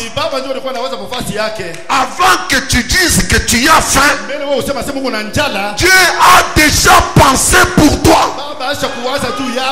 Il a déjà des corbeaux. Merci Seigneur Jésus. Il a déjà des corbeaux. Frère Branham dit, Élie mangeait mieux que beaucoup d'entre nous ici. Il mangeait 3 fois. Le corbeau venait lui donner à manger. Le corbeau venait lui donner à manger. Le corbeau venait lui donner à manger. Matin, midi, soir. Il dit, et quand il avait soif, il s'agenouillait seulement. Et le torrent était propre. Il buvait de l'eau propre. propre, wanakunywa maji safi, de l'eau pure, maji safi sans microbes. bila microbe. C'est comme l'eau qui est à côté de là où il y a eu la descente des anges. Iko pasa maji ile iko fashi ile malaika balishuka. Cette eau-là, Ile maji quand vous la buvez, kama unaikunywa même les maladies ici quittent le corps. hata magonjwa hiyo yanatoka mwili. Dieu a des sources comme ça, Mungu ako na machemchemi ya des vile. sources pures. Ni chemchemi safi. Et il buvait, Na alikuwa nakunywa, il mangeait, alikuwa nakula, il buvait, alikuwa nakunywa, il mangeait. alikuwa nakula. Maintenant, regardez, Sasa moneni, de cet autre côté, hii ngambo ingine hii il y avait une veuve kulikuwa mchane moja. qui avait une réserve. Ule alikuwa anabakia na kitu kidogo, bitu kidogo. Non, qui avait une réserve. Ule alikuwa na tubintu. Qui avait une réserve. Alikuwa na bintu ya kuchungia. Eli était sans réserve. Eli ashukua na bitu inalichunga. Mais la veuve avait une réserve. Avec la farine, alikuwa na bunga, avec l'huile. alikuwa na mafuta. Elle priait chaque jour Yeye alikuwa naomba kila siku pour que la farine ne diminue pas. juu bunga isipunguke. Plus elle priait, Zaidi alikuwa naomba plus la farine diminuait. zaidi bunga bunapunguka. Élie sans réserve Eli bila kuchungia kitu. ne réfléchissait pas. Kwanza kuwaza. Mais chaque jour, Ile siku 3 fois, mara tatu il anakula. mange. Anakula. Celle qui se poumonait, Hapo walikuwa wanafanya nguvu. elle mangeait peut-être une fois. Alikuwa anakula mara moja saa nyingine. Mais Élie, Lakini Elia sans souci, bila huzuni, sans inquiétude, bila kusikitika, qui s'attendait au Père merveilleux, yule alikuwa anamngojea kwa baba wa maajabu. il mangeait 3 fois. Alikuwa anakula mara tatu. Maintenant, il faut me dire, Sasa ndio anasema quand cette femme priait, wakati yule mwanamke alikuwa anaomba, la farine diminuait, bunga inaanza kupunguka, l'huile diminuait. mafuta inaanza kupunguka. Et elle a eu l'impression Sasa alikuwa aliona saa kama que Dieu n'écoute pas les prières. ya kusema Mungu yeye ashishike maombi. Parce que Dieu était resté comme silencieux. Juu Mungu alibakia sawa iko kimya. Et Branham dit, Abraham anasema pendant qu'elle avait l'impression wakati alikuwa anaona saa que Dieu était silencieux, kama Mungu yeye alikuwa kimya, Dieu était en train de préparer une situation. Mungu alikuwa anatayarisha mambo moja hivi. Dieu préparait une solution pour elle. Mungu alikuwa anatayarisha majibu juu yake. Mais sa solution Lakini jibu yake n'est pas venue quand elle avait l'abondance. haikutoka wakati alikuwa na vitu mingi. Sa solution, Jibu yake elle est venue ilikuya quand elle était au dernier pas. wakati vitu vilifika kwa mwisho. Mais c'est le même Dieu, Lakini Mungu moja moja c'est le même Père. ni baba moja moja. Il peut traiter avec ton frère, Anaweza kutumika na ndugu yako. lui donnant abondamment, Acha vitu vya mingi pendant que toi, wakati ile wewe tu manges un peu, unakula kidogo. tu manges un peu. Unakula kidogo. Il est le Père de tous. Yeye ni baba wa wote. Il a des voix pour chacun. Kuna manjao chakula mtu. Il a une solution pour chacun. Kuna jibu juu ya kila mtu. Alléluia. Amen. Pendant qu'il paraissait silencieux, Wakati alionekana sawa il sawa. pensait quoi faire pour cette femme. Aliwaza atafanya nini juu ya yule mwanamke. Frère Branham dit, Kama anasema c'est Dieu lui-même ule Mungu ni Mungu yeye mwenyewe qui a fait tarir les torrents. ule alikausha ile kijito ya Kerite. Parce que cette femme était dans les besoins. Ule mwanamke alikuwa muhitaji, Sa bénédiction baraka yake devrait passer par un homme. ilipaswa kupitia mtu kwa mtu mmoja hivi. Élie, Elia sa solution, jibu yake c'était le corbeau. ilikuwa ni bakunguru, Mais la veuve, lakini mchane sa solution, jibu yake c'était Élie. ilikuwa ni Elia. Et la femme là, Na mwanamke ule le type de l'église, mfano wa kanisa l'épouse de bi Jésus-Christ, harusi wa Yesu Kristo, sa solution, jibu yake c'est ni Élie. Elia. C'est pour cela que Frère Branham dit, Kama ndugu yangu anasema le messager de l'âge ujumbe wa wakati, et le message de l'âge ujumbe wa wakati sont la réponse ni jibu aux besoins du moment. uhitaji wa wakati. Élie, lui, Eli yeye dépendait du ciel. alikuwa anaangaliwa na mbingu. Élie, lui, Eli yeye recevait du ciel. anapokea kutokea mbingu. Mais la femme, elle, Lakini mwanamke yeye plus elle priait, zaidi alikuwa anaomba, les sages de l'église passaient. nyakati ya kanisa alikuwa anapita, Les jours passaient. siku ilikuwa anapita, Ça diminuait. ilikuwa anashuka, Ça diminuait. Ça diminuait.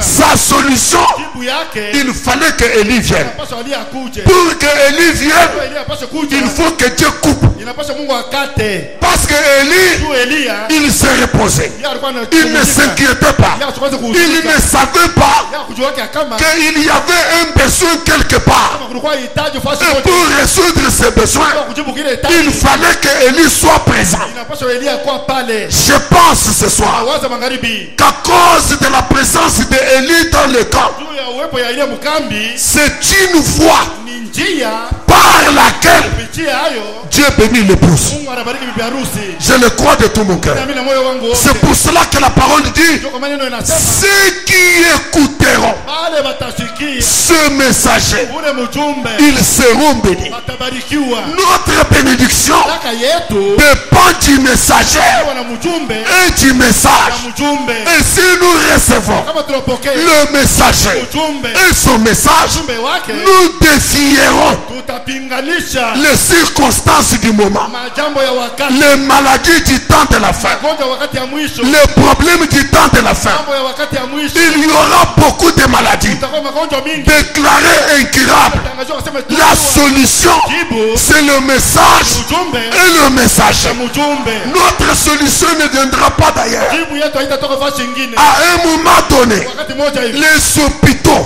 hospital seront dépassés. yayo mambo ita Les médecins anganga seront dépassés. mambo itabapita Parce que les maladies ne font que sortir. juu magonjwa kupata toka Les virus ne font que sortir. Kristo kupata toka Des situations ne font que se mambo sortir. kupata toka. La solution du moment, Jibu ya wakati ce n'est pas l'hôpital. ana hospitali. La solution du moment, ya wakati c'est le message mjumbe et le messager. mjumbe. Frère Branham dit, Abraham anasema Dieu a fait tarir Mungu alikausha le Torah. kijiti Et Élie lui dit, na Elia anamwambia pourquoi tu fais ça? kwa nini unafanya hivi? Dieu lui dit, Mungu anamwambia lève-toi, lamuka va à Sarepta. uende kusarepta J'y ai ordonné. kisha kuamuru. Donc, Élie n'avait pas à se poser des questions. Elia sikuwa na majibu ya kujiuliza. Quand Dieu a arrêté ici, Wakati Mungu anasimamisha huku il avait déjà une solution là-bas. alikuwa ashakuwa na jibu kule. Je voulais dire aux frères qui ont perdu le travail, Napenda kuambia bandu wale walipotesha makazi. quand vous avez vu que le travail s'est arrêté, Tunasema kazi inasimama huku, sachez que ujue ya kama Dieu Mungu a déjà un autre travail, ashakuwa na kazi ingine, peut-être meilleur kazi ingine mzuri pour toi. juu yako. Parce que c'est un Père merveilleux. Yeye ni baba wa maajabu. Si tu as la foi, Kama una imani, la foi de la parole, imani ya neno dans le message ndani ya ujumbe et dans le messager, na ndani ya je mjumbe, voulais bénir ceux qui ont perdu le travail. mimi napenda kubariki wale walipotesha makazi. Quand vous allez sortir d'ici, Wakati mtatoka hapa, d'une manière inattendue, mnamo nasho kuwazia, d'une manière inexplicable, nasho kufasiliwa, recevez du travail. upokee makazi. Le Dieu d'Élie, Mungu wa Elia lorsqu'il a fait tarir le Torah, wakati alikausha kijiji,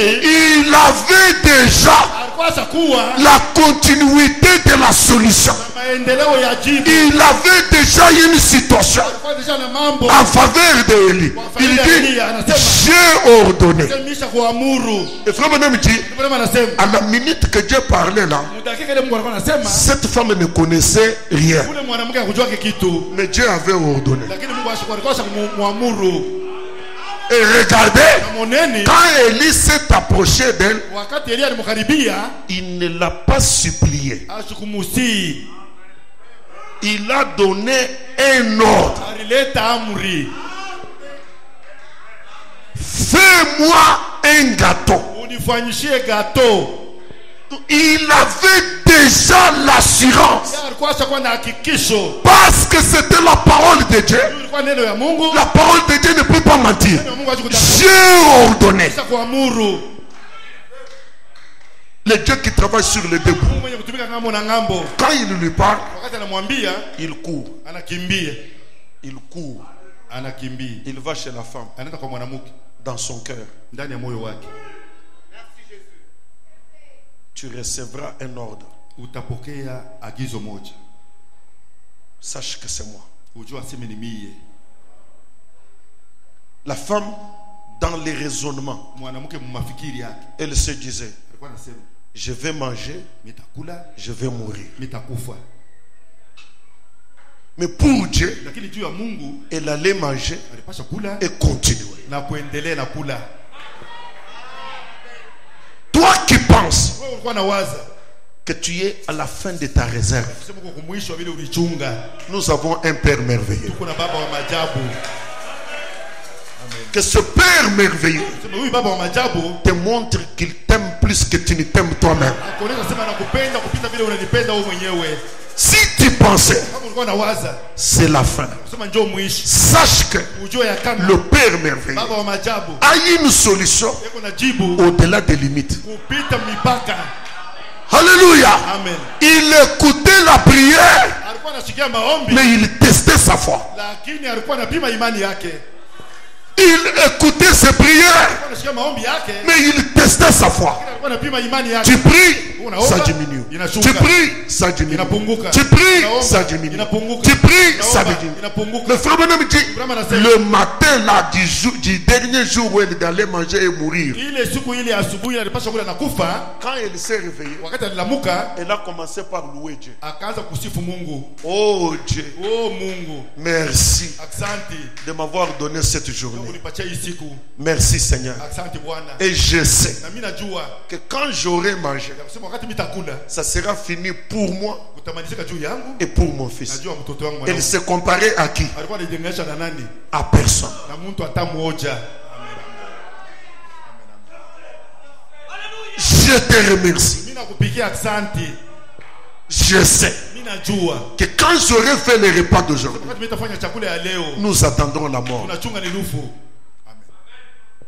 Elle n'enviait pas quelqu'un. Hakuwa natamania mtu.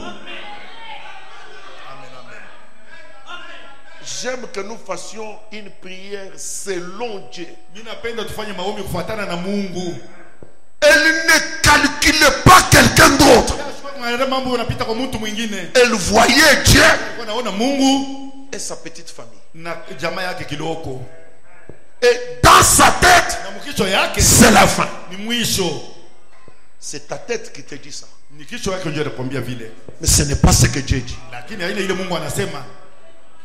Dieu n'a pas encore dit que c'est la fin. Mungu ashasema kasema Et ni Frère mwisho. Branham nous dit, Ndugu Branham anatuambia c'est lui qui a le dernier mot. ule kuna msemo ya Ce mwisho n'est pas l'homme. ana mtu. C'est lui qui a le dernier Ule mot. kuna sauti ya mwisho C'est Dieu. ni Mungu. C'est Dieu qui a le Ni dernier mot. Mungu ndio ana sauti ya mwisho. Amen. Et elle voit l'homme. Na anaona mtu. L'homme solution. Mtu jibu. Et qui n'a pas de bonne manière. Na ule ana manamuna mzuri. Qui n'a pas de formule de politesse. Bwana na adabu. Fais d'abord. Kwanza unifanyishie. Fais d'abord pour moi. Fanya kwanza juu yangu. Non, j'ai un enfant. Niko na mtoto. Hawezi comprendre. Fais d'abord. Fanya kwanza. Elle a senti quelque chose dans son cœur lui dit, Anashika kitu ndani ya moyo wake anamwambia c'est Dieu ni Mungu. qui me parle Ndio anasemezana nami sous la forme de cet homme. mfano wa huyu mtu.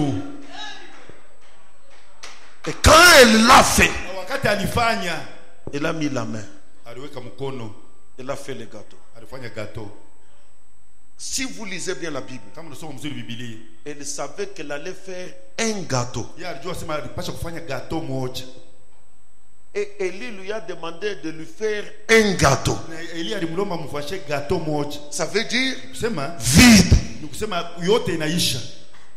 Vide ce que tu as. Nasema isha yote uko nayo.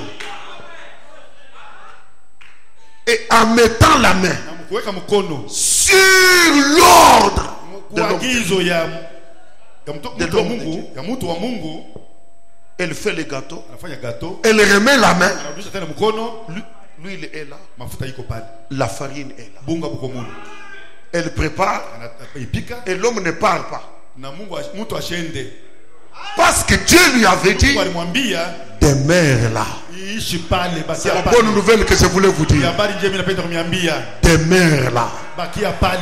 Dieu ne nous a pas envoyé Branham pour 2 minutes. Même ce soir, les prières faites par William Branham nous accompagnent. Il a dit, va des mères là. Au nom de Jésus-Christ. Par la présence du prophète dans le camp. Ce qui s'était passé avec Israël. Si Israël était sorti par un prophète et que Israël était gardé par un prophète, vous l'épouse, soyez gardés par les prophètes. Même quand vous serez parti d'ici, essayez d'être tranquille.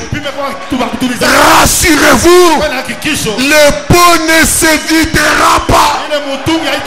Parce que Dieu a dit, va et demeure là. Va et demeure là. Ce soir, j'aimerais que Dieu établisse la différence entre les Égyptiens et les Israélites. Entre l'épouse et le monde. Nous avons un prophète dans le camp. Et le prophète, laissez-moi le dire, c'est le bras droit de Dieu. C'est la puissance illimitée de Dieu. Et quand cette puissance est là, il a dit, va et demeure là. C'est que nous, on n'est jamais seul. La droite de Dieu est permanente. La droite de Dieu est dans le camp. Encore une fois ce soir, que quelqu'un qui a une maladie déclarée incurable à cause de la présence de la droite de Dieu reçoit une guérison miraculeuse. C'est la nourriture des enfants. Je condamne et je maudis par l'autorité de l'ange de l'Éternel tout cancer, toute maladie incurable.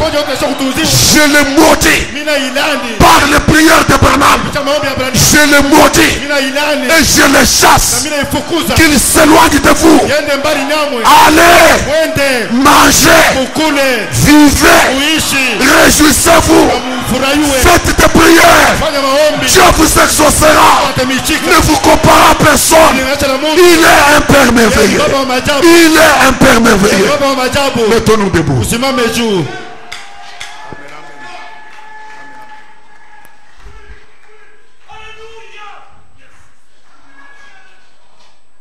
Inclinons nos têtes. Éternel Dieu Tout-Puissant, toi qui nous as envoyé William Branham, c'est toi qui nous l'as envoyé pour être une solution aux conditions de cet âge, pour défier les circonstances et les mauvaises choses, la crise financière, les difficultés, les maladies, les obstacles. La solution que tu nous as envoyée, c'est un prophète. Et le prophète, c'est le bras droit de Dieu. Au nom de Jésus-Christ, je prie et plaide pour mon peuple. Étends ton bras droit, déploie ta puissance, guéris le peuple, guéris tes enfants de toutes les infirmités spirituelles, matérielles, physiques, financières, qu'ils reçoivent la guérison. Seigneur Jésus, nous voudrions te demander, nous acceptons de pardonner ceux qui nous ont offensés, ceux qui nous ont fait du mal. Pardonne-les. Pardonne-les, Seigneur. Et pardonne nos offenses. Nous sommes tes enfants. Nous avons failli. Nous avons bronché d'une manière ou d'une autre. Mais nous sommes tes enfants. Nous t'appartenons. Si tu nous rejettes, nous n'avons pas où aller. C'est toi qui a les paroles de vie. C'est toi le consolateur. Étends ton bras droit. Toi qui avais nourri la veuve de Sarepta, nourris ton peuple. Seigneur Jésus, opère des miracles. Quelqu'un qui est venu à la réunion, qui avait laissé un pot vide, qui n'avait pas laissé de provision, quand il sera de retour, qu'il trouve la provision.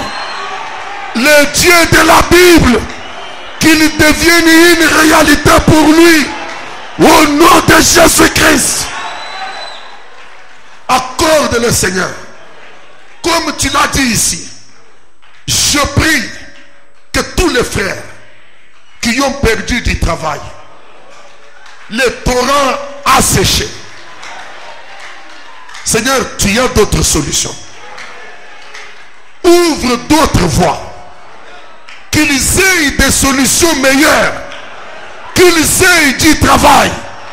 Qu'ils témoignent de toi. Qu'ils glorifient ton Saint-Nom. Je crois que tu l'as fait. Parce que tu es un Père merveilleux. Parce que tu nous aimes. À toi la gloire. À toi l'honneur. À toi la puissance. À toi la grandeur. À toi la félicité. Au siècle des siècles. Au nom de Jésus-Christ. Amen. Merci. Dieu vous bénisse. On a fini pour ce soir. Même quand vous serez à la maison, n'ayez pas des inquiétudes. Il est un Père merveilleux. Il a une solution pour toi. Alléluia. Amen. Vous pouvez serrer la main de votre proche voisin. Amen. Et nous allons sortir selon les instructions de Jack. Si c'est la volonté du Père, nous allons nous retrouver vendredi. Allez en paix au nom du Seigneur.